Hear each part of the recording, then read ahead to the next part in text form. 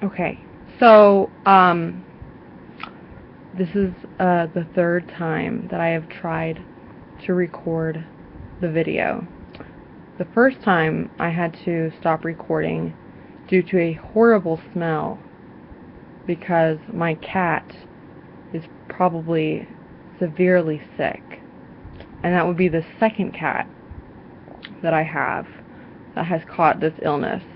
And the reason that my cats have probably caught this illness is because my dog has started trying to become an outside dog, which is actually very wrong. And the reason that my dog is trying to become an outside dog is because we now have two outside dogs who, in my opinion, are not welcome. So, if those outside dogs aren't, like, treated with the, like, a veterinarian care, that all of the other animals are treated with, then they could be a carrier of some type of illness that a cat could catch. So what happened was Max, my cat, caught the illness and he got sick, and we had to put him down because he was like 16 years old, and it was like a very sad thing, and I was upset. And so now it's been like a week or so after that happened, and he's dead, and he is no longer in the house. He is not with us anymore.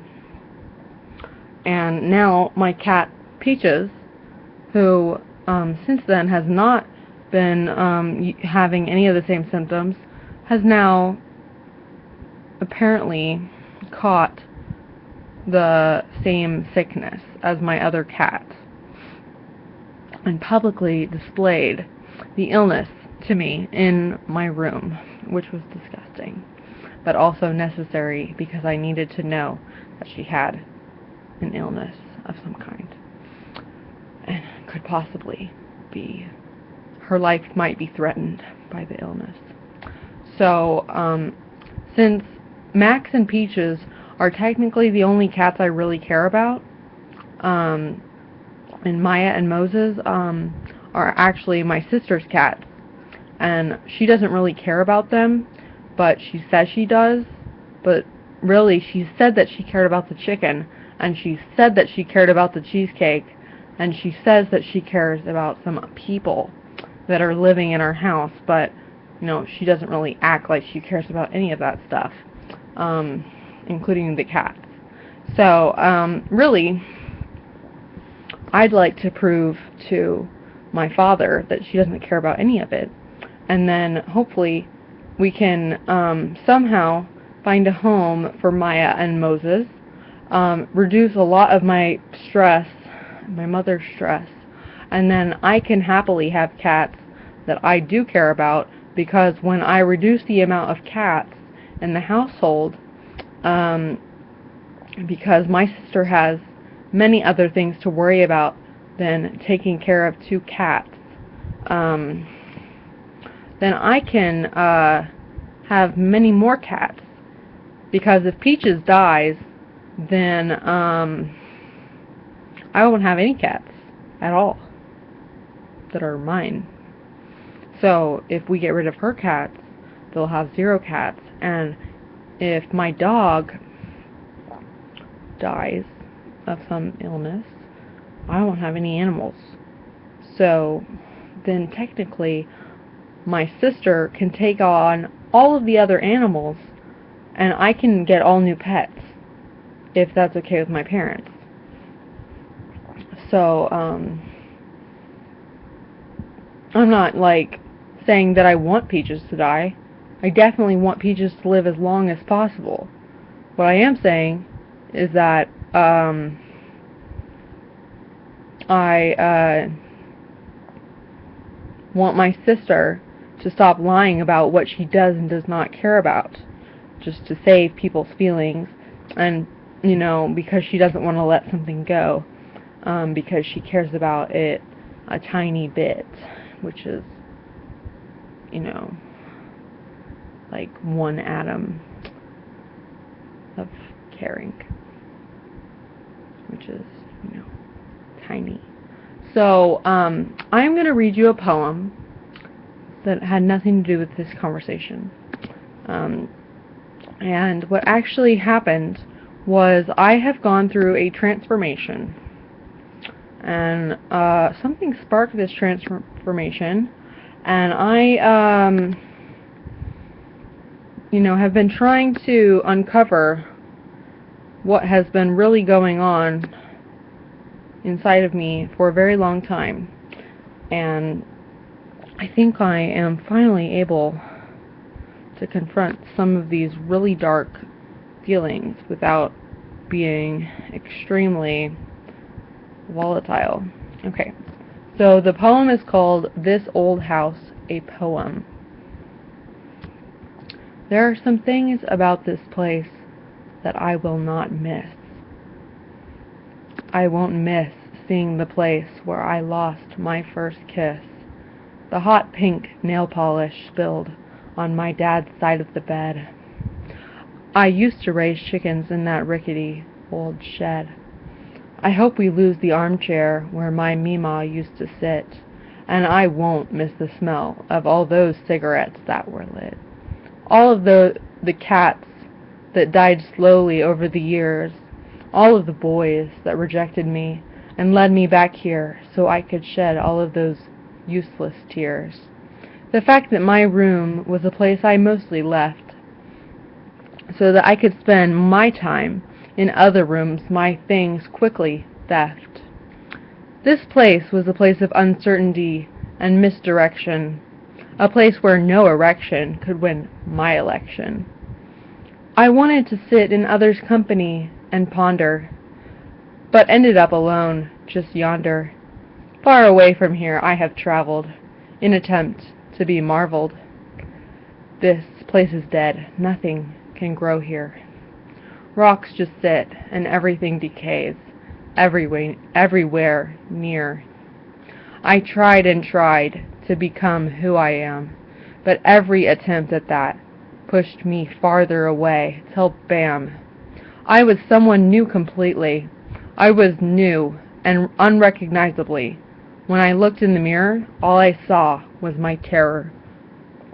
Though the love I had for myself was still present, I was so hesitant to try to obey, for all I could see for miles was the gray. Well, that was a very emotional poem for me to write. It was very, very personal, and it was very, very true. So, thank goodness I wasn't interrupted when I was writing it, like I was when I was trying to make this YouTube video. Because what I have learned about making YouTube videos is that you can be interrupted when you're making a YouTube video, so you have to start over. Because when you're recording it live, you can't edit a video. And I don't have the the software that I need to record a video that's not live and then edit the video. And I also probably wouldn't even know how to use that kind of software. So I basically have to record a video live. So a lot of things can happen when you're recording a video live. Not only can you lose your internet connection, you can have a technical problem. The website of YouTube can go down for a second, and you can lose your connection just to YouTube, but not your connection to the internet. And also, you can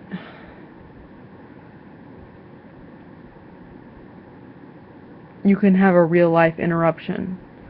So your YouTube video can be ruined forever. Because right now someone's knocking at my door and they want something from me. They probably want to give me my nighttime medicine, and it's only 7:50, which means that it's really 8 o'clock in their mind, and I don't take my nighttime medicine at 8 o'clock, ever. So they have come too early on purpose and are currently interrupting me.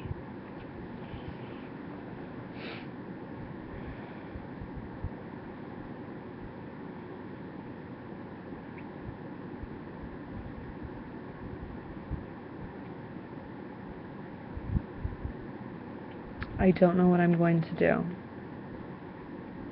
I don't know what I'm going to do in the next 5 seconds. I don't know what I'm going to do in the next 2 hours. And I don't know what I'm going to do tomorrow.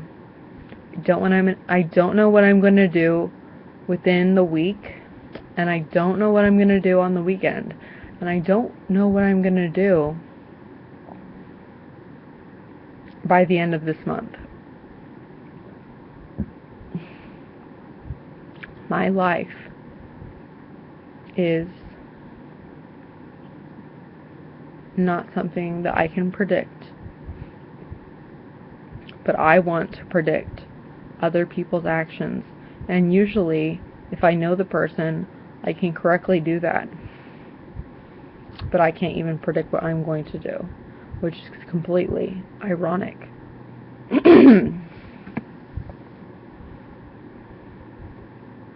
Sadly, if I don't know the person and they don't live near me, and I don't see their actions regularly, I can't really predict what they're going to do. So sometimes I make a false assumption, and then I take every single thing they do personally. So I'm going to make an effort not to do that, because I'm probably wrong. They're probably not even thinking about me, and I probably mean nothing to them. So what I probably need to do is not go to see them, and never see them again, ever, and only see people who make an attempt to speak to me occasionally. Because I'm going to say, on, a day-to-day basis, no one makes this an attempt to speak to me daily. And if I didn't live with my parents wouldn't make an attempt to speak to me daily. So I would be completely alone in the world.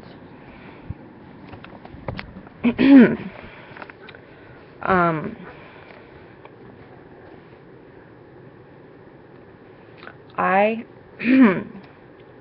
believe that I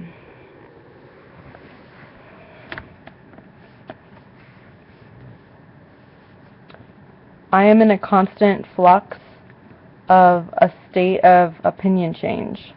So what happened was, several months ago, maybe it was a few years ago, I believed that life didn't matter. And so nothing that I did could possibly matter. But then I changed my opinion.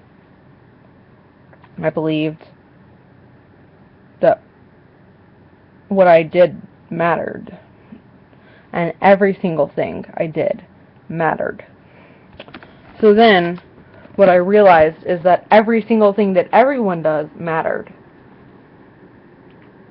And if that was true, then we most likely had free will. So if that was true, then we had to make sure that every single thing that we did was morally right. And because it affects other people, and it affects our entire future of our lives. And every single moment of our lives affects the entire course of human history.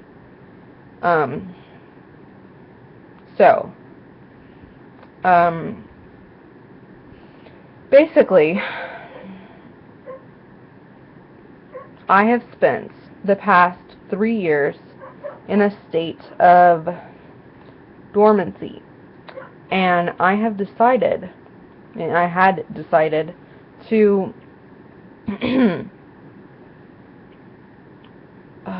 try not to make any decisions, as few decisions as possible. I made the decision not to make decisions. I think that was a very good decision for me. I figured out so many things.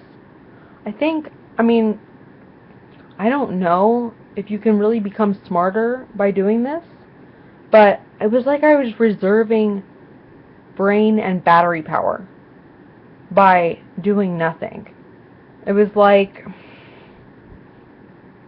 I spent so many days just laying in bed, obsessing over just different things. Like, sometimes I would obsess over a guy, and sometimes I would obsess over my birth mother, and sometimes I would obsess over my family life.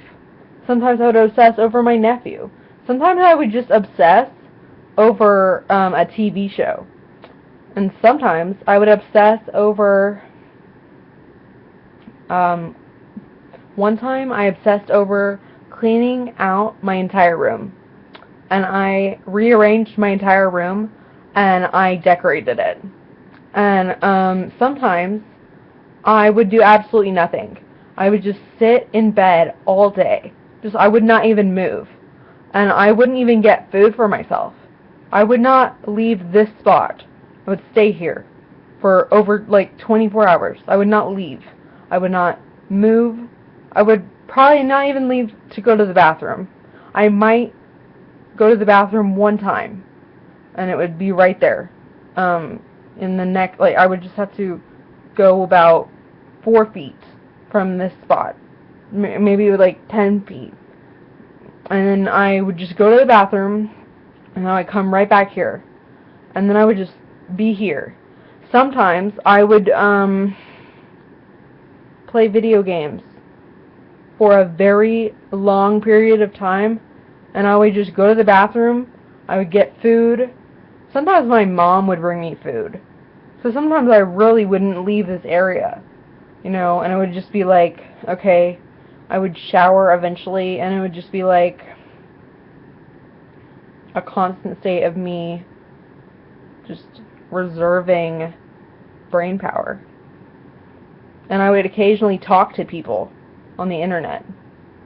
And I'd have my computer here, and I'd have my Xbox there, and then, there would be a time previously to this, maybe a year ago, where I lived in a different room of the house. And I put a TV in there, and I lived there, and I had 2 rooms. And I just decided that I needed more space. And then one time, when I really decided that I needed a creative outlet, I decided that I was going to be doing art journaling for my therapy.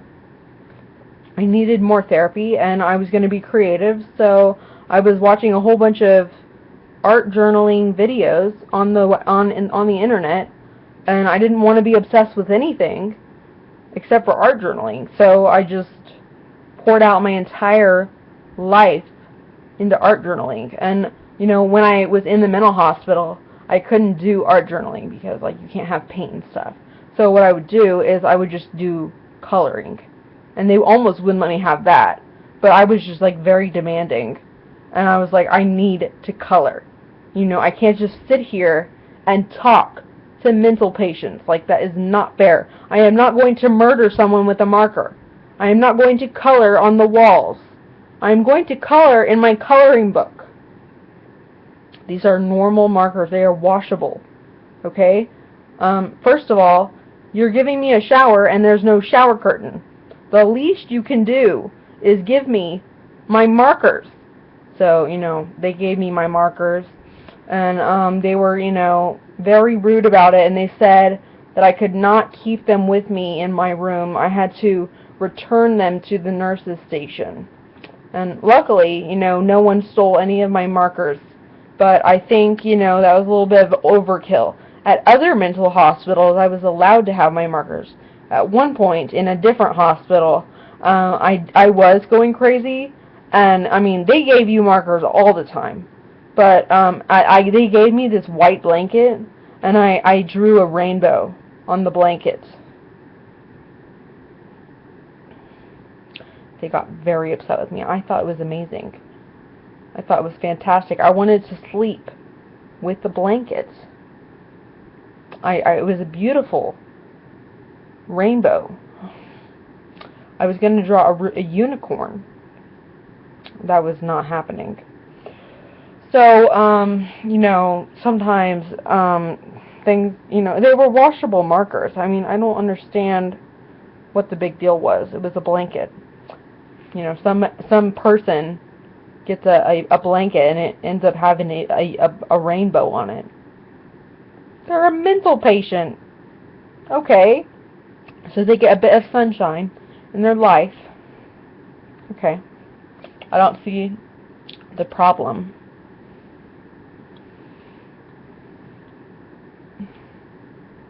Okay. Well, anyways, generally I think, I've spent the last 3 years, and I went on many different tangents.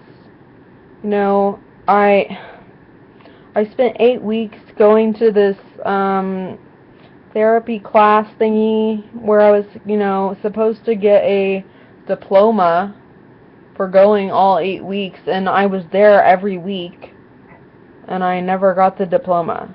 So, congrats to me. I completed it. And I felt like, fate didn't want me to complete something. All my life, I was never able to finish anything. And, I was, torturing my mother, telling her that we had to be there. And it was, in this horrible part of town that neither of us wanted to be at, in this, mental hospital, a day treatment program thing that I'm not even eligible to really go to, because I don't have Medicare as my primary insurance. Thank God for that. But anyways, the class was in this classroom at that place, and it was at nighttime. And so my mom and I would go there once a week for 8 weeks. And, I was the only student that went all 8 weeks. And I finished the class, and I finally finished something. And I don't even get a diploma that I'm supposed to receive. And then what happened was, I was supposed to, because I was in recovery, this was before I went to the hospital. I was supposed to be eligible to be recommended to be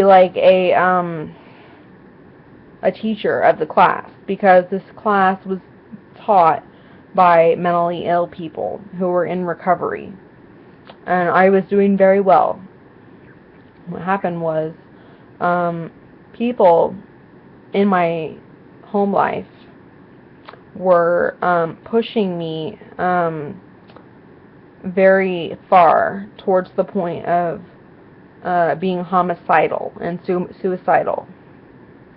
And they didn't understand that I had personal boundaries and space issues, and a certain person had anger issues themselves, and another certain person, also a similar person, had bipolar disorder. And I currently have always had bipolar, along with some other problems. But, so someone in my house has a serious anger problem and a possible abuse problem that has not been, like, confirmed or denied. And then somebody else has a definite case of bipolar. And then someone else has an anger management problem caused by diabetes, only when their blood sugar is low and they haven't eaten enough food, or they drink too much sugar, and it's too high. You know, if it's abnormal. And they also have other kind of problems, like with their heart and their back and stuff, and their cholesterol, that cause them to get angry. They also have a serious difficulty understanding mental illness at all, along with every other person in the household. So another person, the only other person in the household, the only other adult in the household, has an anxiety problem. So I'm here, trying to, recover. Or stay in, well, actually, I was trying to stay in recovery, because I had been in recovery for, like, 3 years. I hadn't been in any hospital for 3 years. And then a lot of events just, happened one after the other. And people moved into the house, and they decided that I had to remove my things from the room that I was occupying.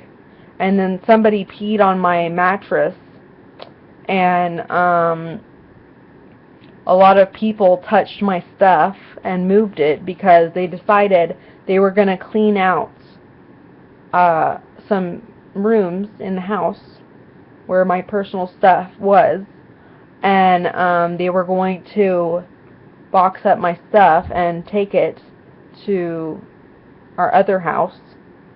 And then what happened was, after I was taken to the hospital, and I was there on my birthday and stuff, and we still haven't celebrated my birthday,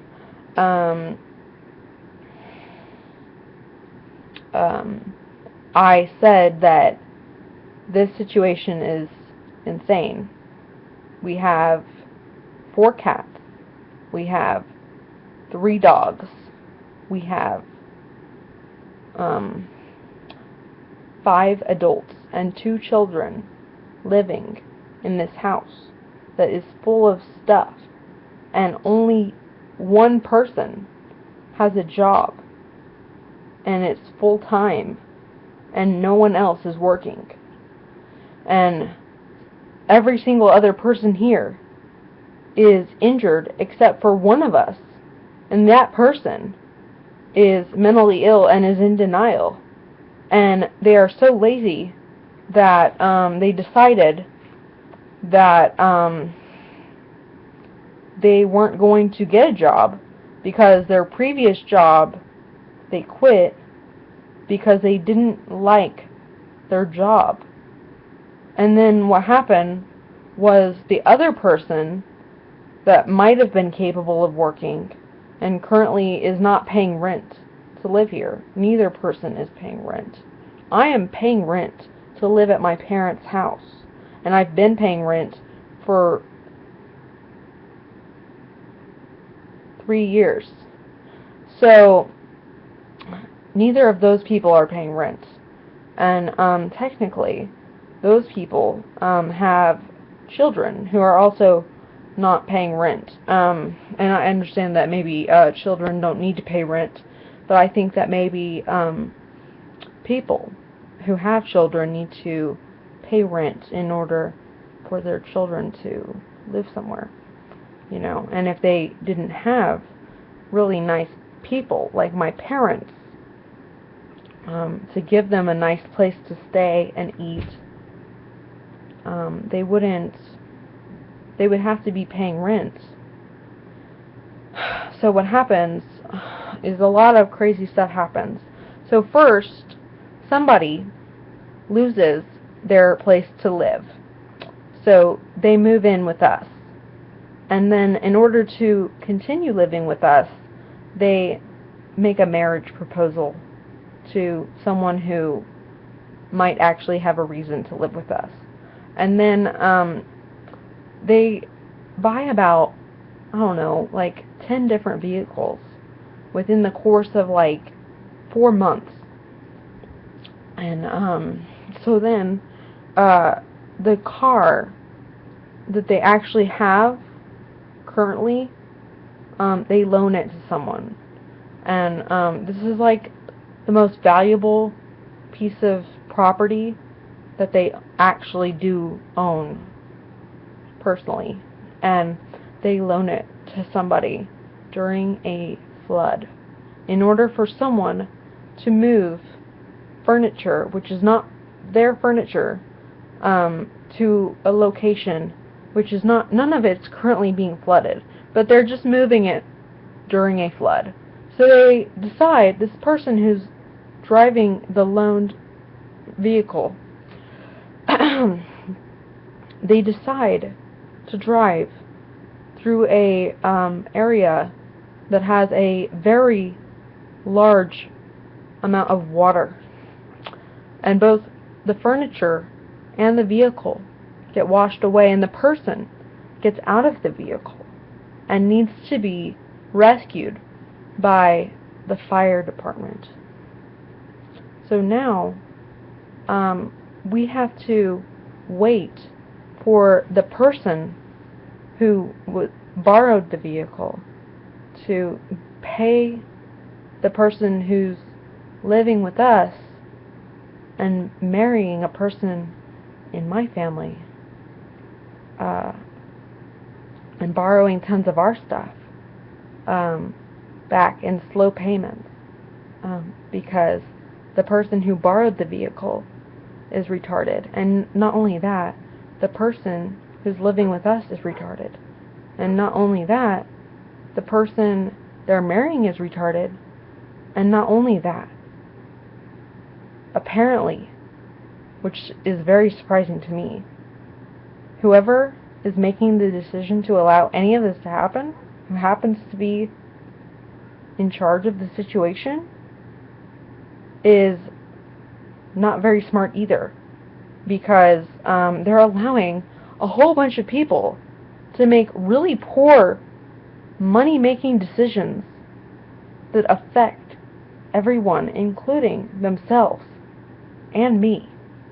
And I am just an innocent bystander. Well, I mean, I'm not innocent, but I'm just saying, like, in this situation, I had nothing to do with it. And I also had nothing to do with the marriage proposal, and I also had nothing to do with the fact that someone is living in our house and happened to allow someone else that's living in our house to adopt a dog that possibly killed my cat. So,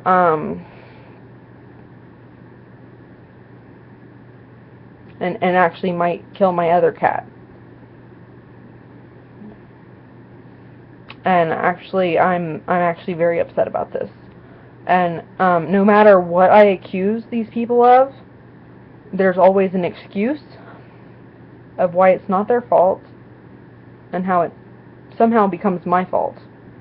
So that's normally what happens when a guilty party doesn't want to take responsibility for their actions.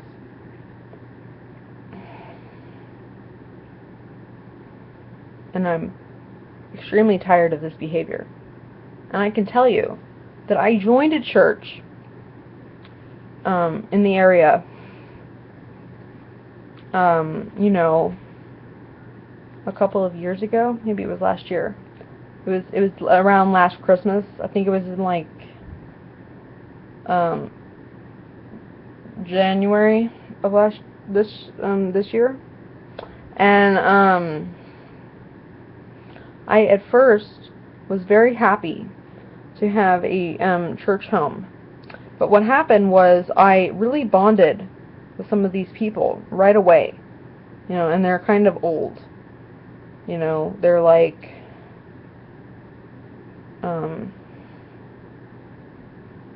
at least over the age of 30, people that are married and have lived their life, they're ready to retire. Most of them are retired people. Most of them are not young adults. Anyways, they're very nice and generous people. And I went on a women's retreat with them. And I thought it was going to be really difficult. But I got through it. Sometimes being away from home without your mother, and worrying about like what time to take your medication, and like eating things that are edible, because you have a very sensitive stomach, but you don't have like a specific like, well, I can eat no gluten, or like I'm a vegetarian. Like, you don't have like anything like that, but you're like, well, I don't really eat chicken, or like you're like, well, I don't really eat grilled salmon, and you can't really give someone like a very long list, so you're just kind of like cruising down the buffet line, and you're like, well, I can eat this, or like I can't eat that, and you're just like, well, and you put some stuff on your plate, and like, and you taste, and you're like, well, no, I can't do that actually. So it's kind of like a yes or no game with the food. And so I kind of went through this horrible time with the food at the women's conference, because what was actually happening was the women's conference was very affordable, so that many women could be there, and there were actually a lot of people there. But the women's conference was so affordable because all the food was free. And the reason that all the food was free was because like it might have been like donated or like provided and stuff, and so it was like all like really cheap food, like from Walmart and stuff. And it was like really like fatty, carby, like potato salad, like sweet tea, like there was no water. Like, I mean, I drank water like in a bottle, like, but it was gross. It was nasty water. And I was just having a very difficult time.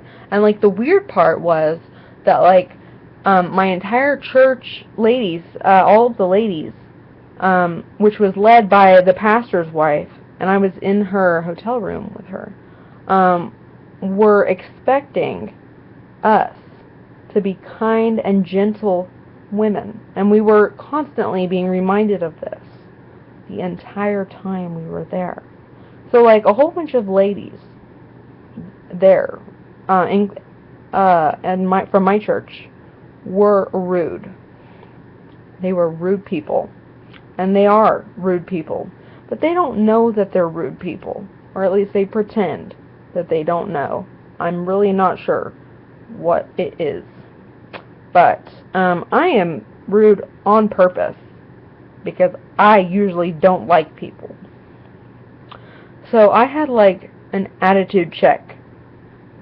And so they were constantly using the word attitude check. And so we had to wear a little paper clip on ourself.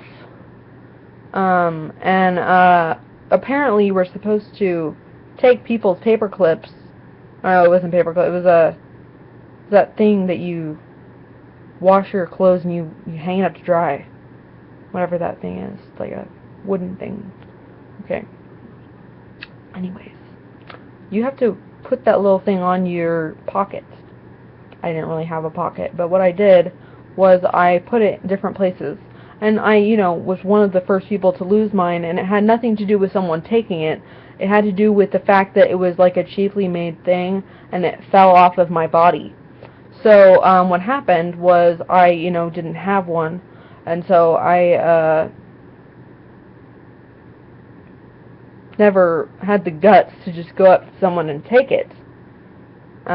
because I thought that was being even more rude than having one taken from me in the first place. Because I felt like the need to not judge others was important at the time. But I was being politically correct, and I wasn't really aware of that at the time. So, actually,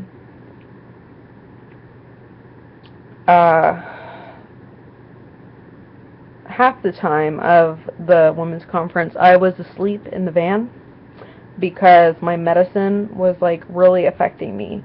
So I couldn't really be awake, and I didn't want to fall asleep in the church. So I missed half the women's conference. But that was probably a good thing because I didn't want to be like having a bad attitude the whole time.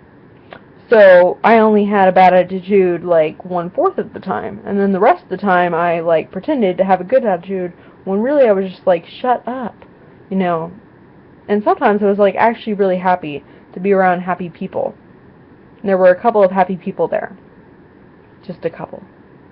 You know, but a lot of people really annoyed me, and I was really happy to get away from them. Very, very tired all the time. But just the honest truth is that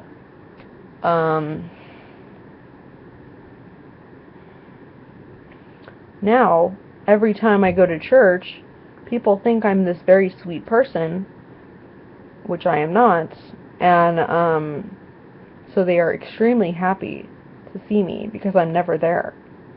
And they want me to be there because they think that I'm this nice, excited person who loves Jesus, which I do. But what actually I am is this person who loves Jesus, who hates life, and doesn't want to be around people. So,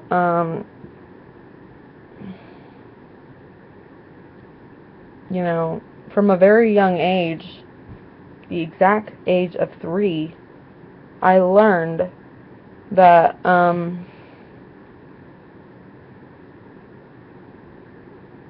I didn't want to spend time with girls because my sister was a girl, and my neighbor, Blake, was a boy. And I definitely had more fun with him than I had with my sister. And ever since I discovered that, I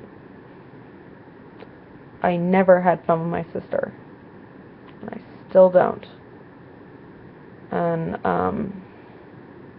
I can tell you that I've never enjoyed a single moment of my sister's company.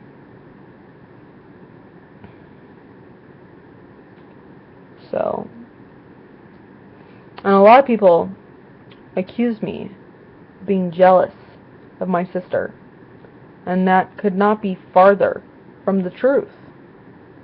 I am not jealous of a single thing, attribute, part of my sister. I wish she was far away from me. I don't want to be near my sister. I have actually left the area so that I could leave her, and maybe she could have her precious time with my parents without me. And the only thing of hers that I wish I had was time with my parents alone. And I have had that without her, and that has nothing to do with her. So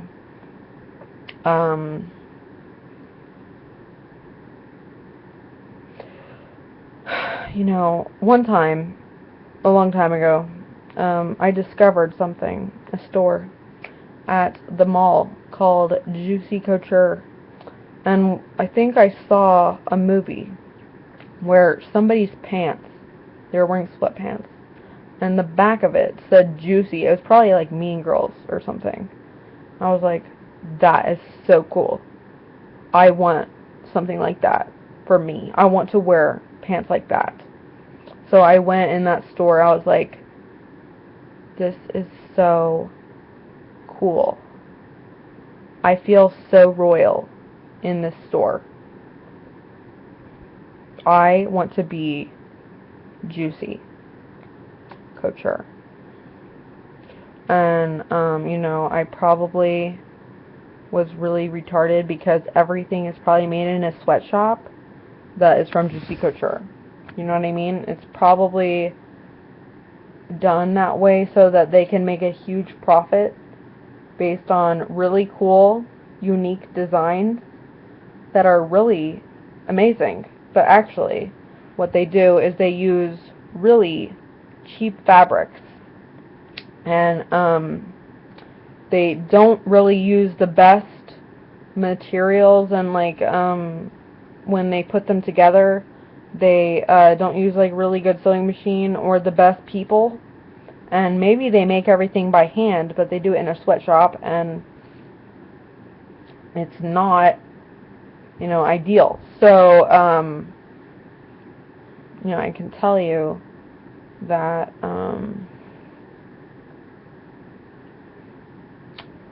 the reason it's juicy is because it's full of sweat. And that's why they're sweatpants. Because they're made in a sweatshop. So they're disgusting. Okay. I'm going to say that I really like the designs. I think they're really nice and unique and fresh. But I am going to say that the way that Juicy probably does business is not very good. One time I applied to work there, and it was just like a horrible experience. It was not the kind of experience I wanted, and I didn't want to work there. So that's the kind of thing that made me turn more towards J. Crew, and I'm actually not positive if J. Crew makes their clothes in a sweatshop. I'd never really have done the research, but I highly doubt it. Really highly doubt it. And the reason why is because I've worked at J. Crew, and when I was working at J. Crew, I didn't personally feel like I was in a sweatshop. And I remember reading about each item that I sold to a customer. I remember the countries. I mean, I don't remember each specific country, but I just remember that a lot of the items were partnered with other companies. And I don't think a lot of celebrities and other companies would partner with J. Crew if they used a sweatshop. But like I can tell you that like Hollister and Abercrombie and Gilly Hicks and blah blah blah Rule whatever, probably those clothes are made in a sweatshop. And the reason I can tell you that is because I usually end up getting a hole in the clothes. And usually I think that American Eagle clothes and Aeropostale clothes are also probably made in a sweatshop. And either that or they're made by a machine. And they're not good quality clothes. And they're not sewn together with love. And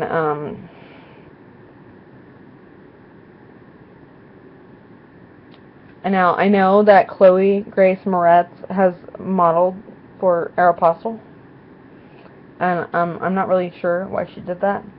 Maybe she just wanted, attention, the fans of the people who shop at Aeropostale, because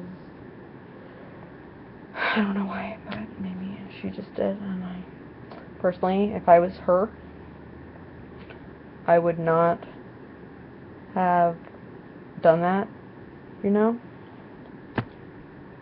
I think Aeropostale is a crappy place to shop. I think the clothes are crappy. I think the people that work there are crappy. And I think the shopping experience is crappy. And trying on clothes there is crappy.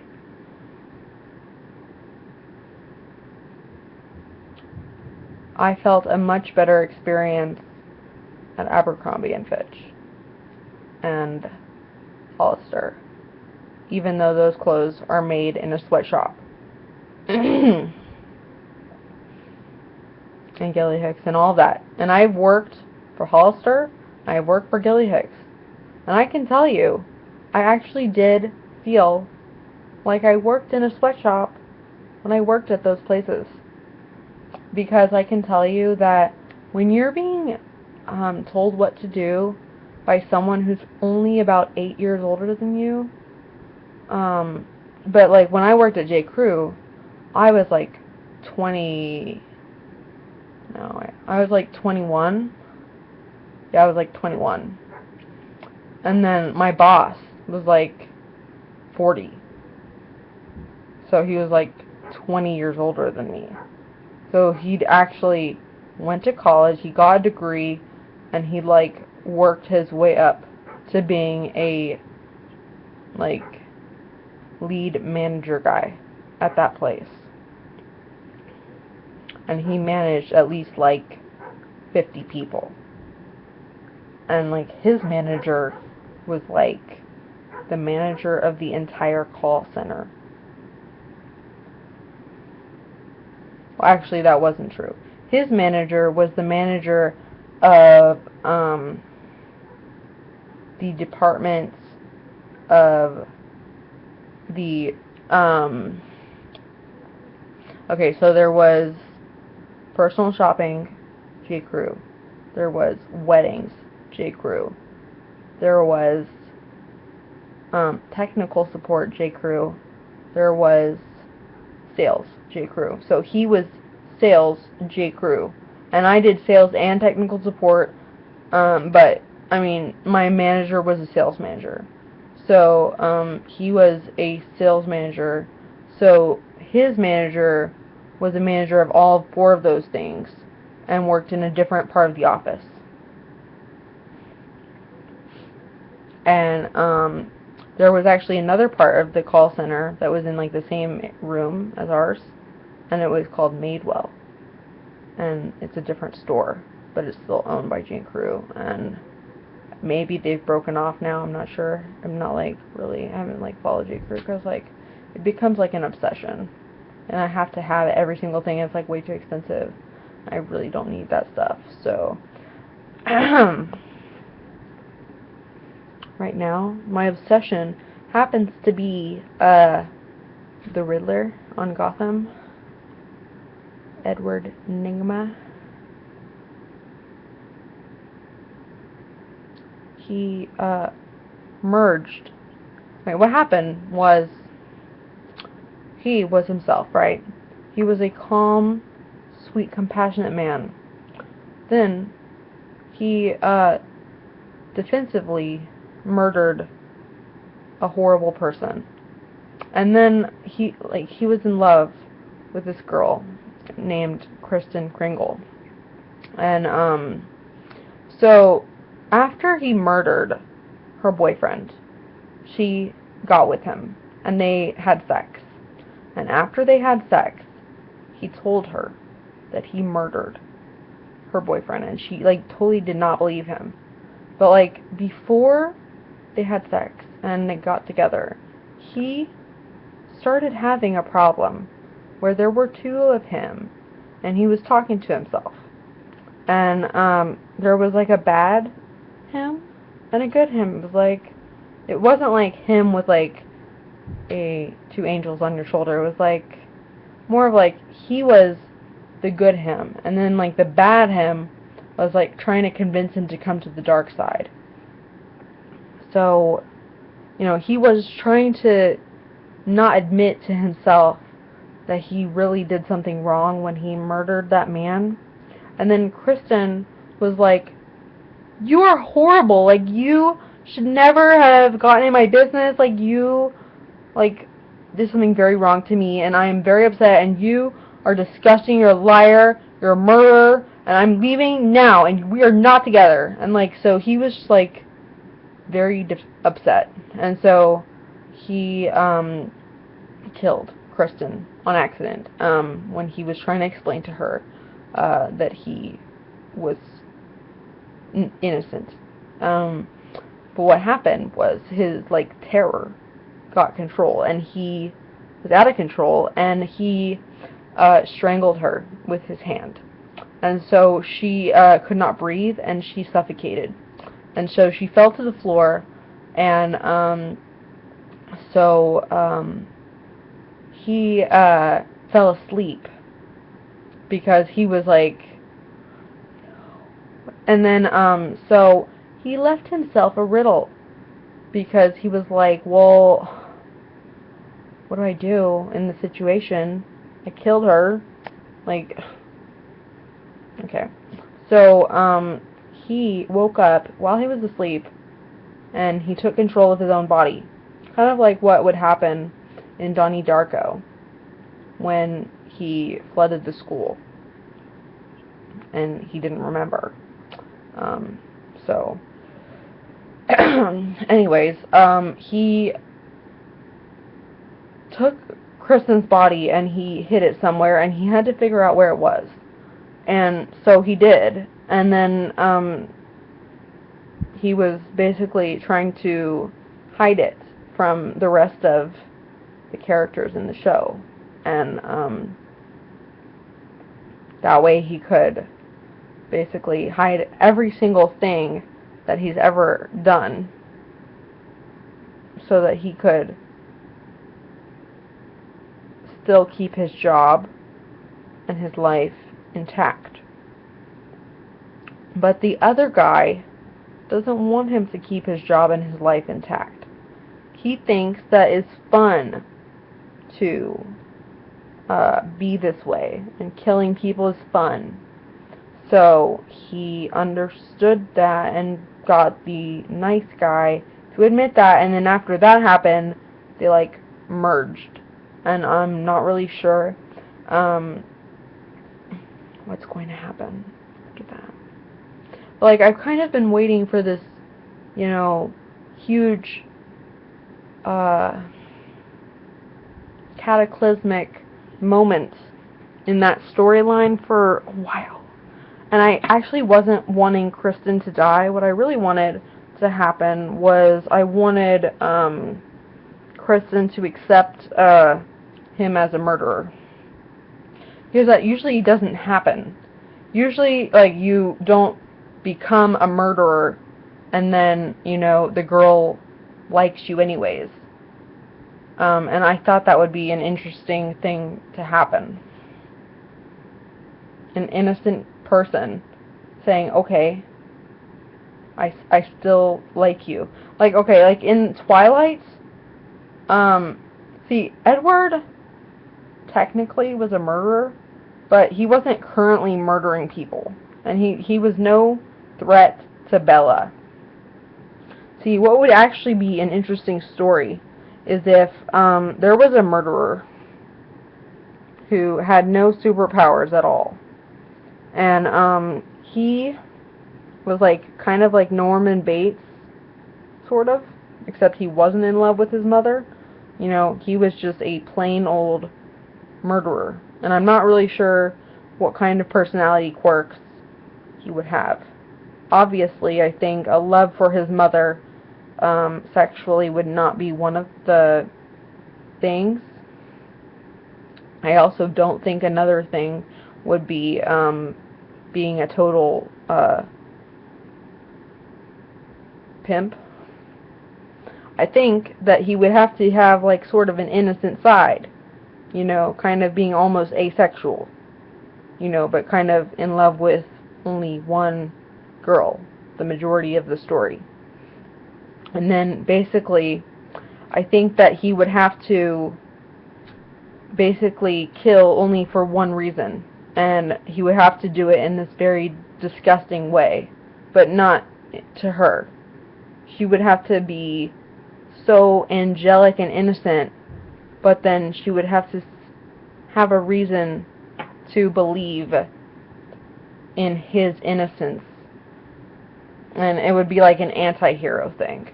Kind of like Elena and Damon. Except the thing is about Elena and Damon is that that was not really what the story was mainly about. See, Elena starts out disliking Damon completely. And she fell in love with Stefan. And she wasn't really sure about what the story was about. I mean, like with Catherine and stuff.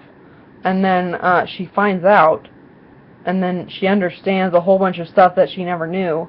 And then what happens is she gets turned into a vampire and gets completely a personality change and falls in love with Damon. I think the only reason that happened was because Ian and Nina were in a relationship. And then what happened is Nina went into a, like, sleeping thing. And then Damon was like, well, okay, I'm going to focus on my brother, almost immediately, which is, not realistic in Damon's storyline at all, because the only reason that happened was because they broke up and he got married almost immediately to Nikki Reed. So, there actually needs to be a realistic story about this, that doesn't have two, a vampire and a werewolf, or like two vampires falling in love with the same girl. Like, there's Bill and some other guy, whatever his name is, who's way sexier than Bill, and even like a werewolf. Whatever. Okay, the point is, it can't be like a supernatural story. And it can't be so unbelievably ridiculous. Like, it's got to be pretty much realistic and be able to happen. But it's got to be from the killer's point of view, and basically have a ton of scenes with his, lover, girlfriend person. So I think I'm going to write something about that. That would be interesting. Anyways, I think I've talked for a little bit too long now, and I think that I need to eat some dessert immediately.